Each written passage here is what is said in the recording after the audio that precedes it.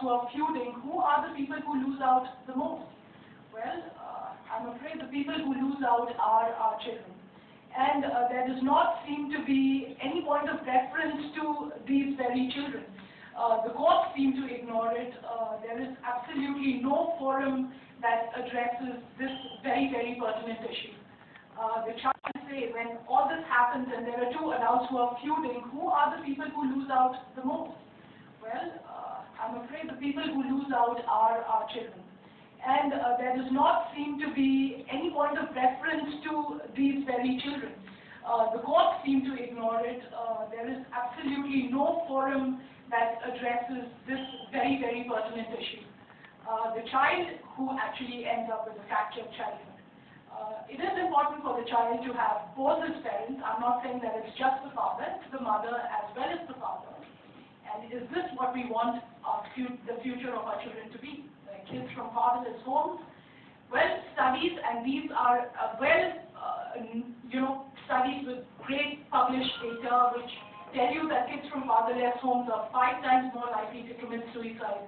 They're 32 times more likely to run away or to have behavioral disorders. They're 14 times more likely to commit rape, 9 times more likely to drop out of high school, abuse chemical substances, go into state-operated institutions, and in prison.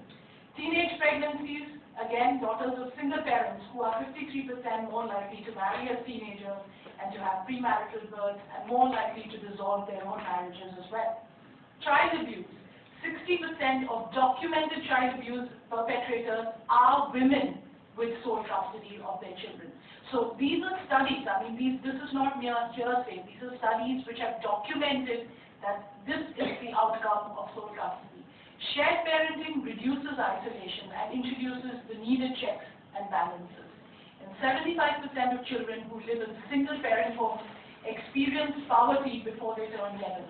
Only 20% of those in two-family homes win. Now, obviously, there have been various studies on the subject. There's conflict of jurisdiction in which Indra Singh herself said that problem of divorce in child custody cases is complicated, especially when the two battling parents are in different countries. In such situations, visitation by the other parent becomes nothing but a legal formality on paper with no practical possibilities.